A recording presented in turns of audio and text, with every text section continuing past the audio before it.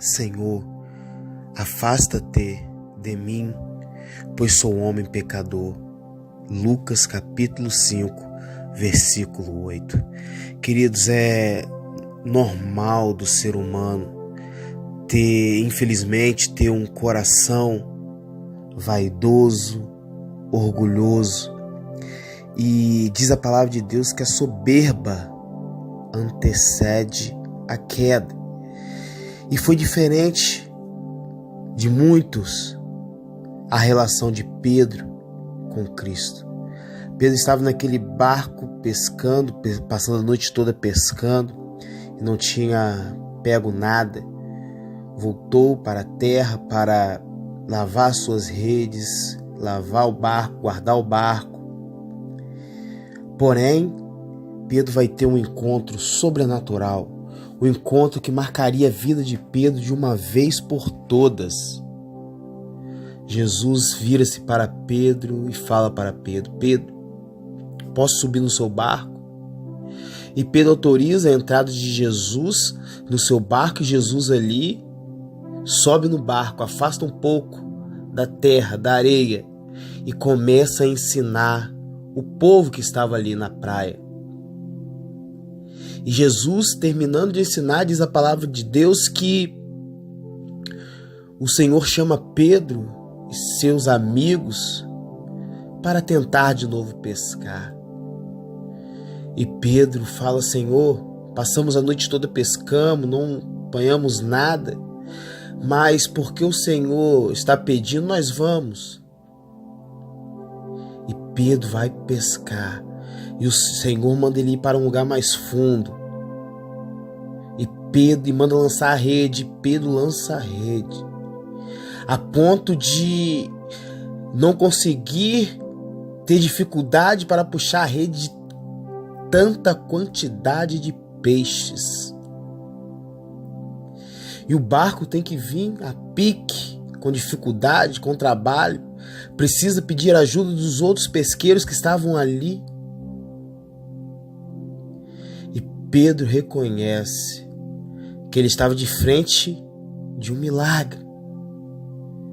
Estava de frente de um milagre, queridos.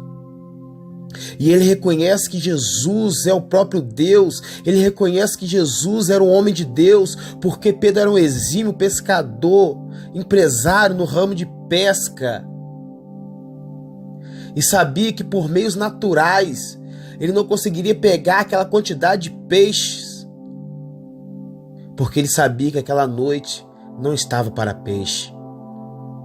E Pedro, ao reconhecer que Jesus era um homem de Deus, Pedro se volta para Jesus e fala: Senhor, afasta-te de mim, pois sou um homem pecador.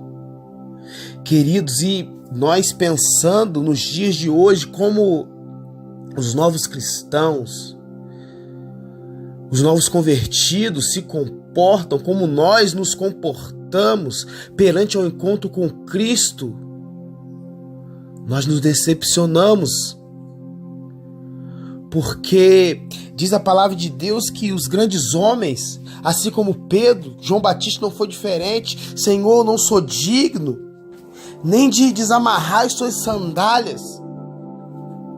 E o que vemos hoje, muitas das vezes não passa, queridos, de vaidade, de soberba.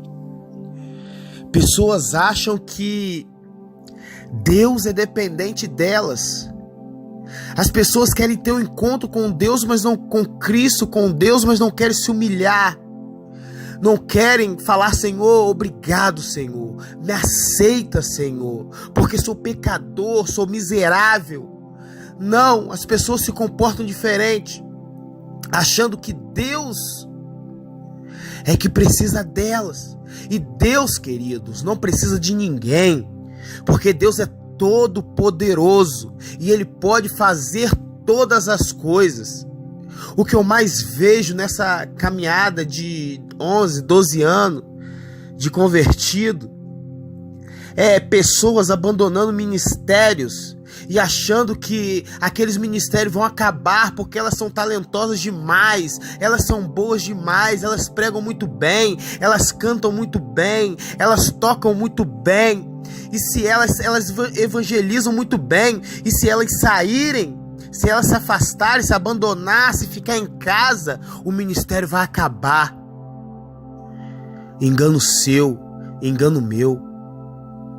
A palavra de Deus, o reino de Deus está crescendo todo dia. Todas as vezes que a palavra de Deus é pregada, o reino de Deus está crescendo. E se você, se nós pararmos, o Senhor levantará outros, queridos. Isso é fato.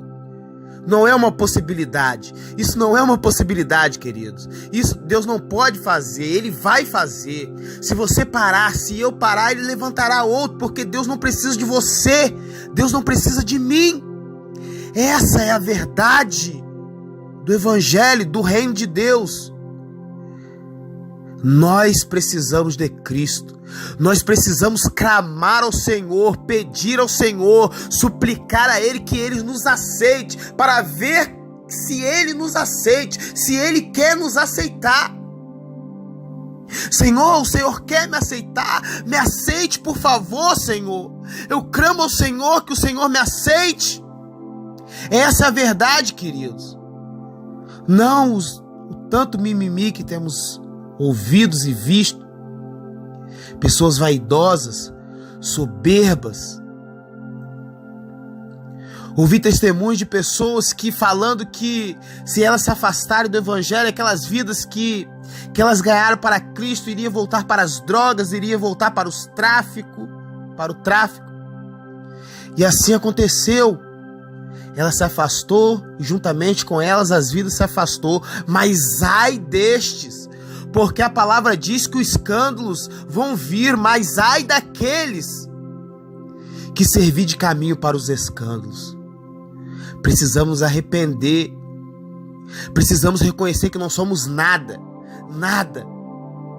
O nosso ministério pode estar bombando, nossa família pode estar bombando, tudo pode estar bom nas nossas vidas, mas mesmo assim, nós não somos nada, porque nós estamos debaixo da graça, do favor imerecido de Cristo e da sua misericórdia. Se somos algo, se somos pó, foi porque Cristo nos escolheu dessa forma, foi Cristo que nos fez assim. Não para sermos vaidosos, calculistas, achar que somos alguma coisa importante, que existe algo de bom em nós, em nossas vidas. Certa feita, um certo jovem chamou Jesus de bom. Senhor, o Senhor é bom, bom mestre. E Jesus foi firme ao falar com aquele jovem. Por que você está me chamando de bom? Por que você está me chamando de bom? Você diz que conhece as escrituras, você diz que conhece, que você obedece todos os mandamentos, então por que você está me chamando de bom? Se você conhece, você sabe que só o Pai é bom. Jesus não está falando que ele era mau, mas Jesus estava falando que o homem que estava ali, o homem que ele estava representando, a humanidade que ele estava representando, a humanidade não é boa, a natureza humana não é boa, a natureza humana se corrompe, a natureza humana é soberba, é hipócrita, é vaidosa. E tão bom só é o Pai. Só é o Pai. Então, queridos, não existe ninguém bom. Bom é Deus, bom é Cristo. Que nós venhamos descer do altar, descer degraus da nossa vaidade e nos arrepender. Quando nós reconhecermos que não somos nada, que somos pequenos, que somos apenas parte do corpo de Cristo, nós encontraremos graça perante Deus. E nós verdadeiramente vamos ferver na presença de Deus, porque não existe, querido, avivamento sem antes existir o arrependimento. O arrependimento vem antes do avivamento. Como que a igreja pós-moderna, ela quer viver um grande avivamento, um grande poder de Deus, mas ela não quer se arrepender, não quer se arrepender de não amar uns aos outros. O próprio Jesus falou: olha, se você não ama o seu irmão que está do seu lado, como que você vai amar o Pai que você nem vê? Como que vamos amar ao Pai se não amamos nossos irmãos? Precisamos nos arrepender disso, querido. E de muitas das coisas, aquilo que fere os jovens nos dias de hoje, as redes sociais, os jogos, a pornografia, a masturbação, tem minado a força do jovem. A palavra de Deus diz: jovens, sois fortes, porque venceste o maligno. Mas somos fracos, queridos, porque estamos sendo levados, estamos sendo vencidos pelo inimigo. Quando nós abrimos mão da santidade para viver em pecado, para nos tornar escravo do pecado. A igreja antiga, irmãos, caminhava 20, 10, 5, 30 quilômetros para buscar a Deus, para ouvir a palavra de Deus, para comungar com os irmãos, para orar. E hoje nós de bicicleta, de carro, de moto, nos trancamos, queridos, e não fazemos nada para o reino de Deus. Falamos que estamos cansados por causa de uma carga horária. Cansado estava Cristo, querido, que sofreu 2 vezes, sofreu por antecedência lá no Getsemane, quando veio um filme na sua mente mostrando tudo aquilo que iria acontecer com a sua vida. Depois sofreu lá na cruz, sofreu levar os seus pecados. Uma pessoa que não experimentou o pecado, agora ele levou sobre si todos os pecados, queridos. Então, meus amigos, irmãos e colegas, que essa palavra venha nos impactar neste dia, que nós venhamos ser humildes na presença de Deus, que nós venhamos viver para Cristo. Aleluia. Ficam todos na paz, em nome de Jesus. Amém.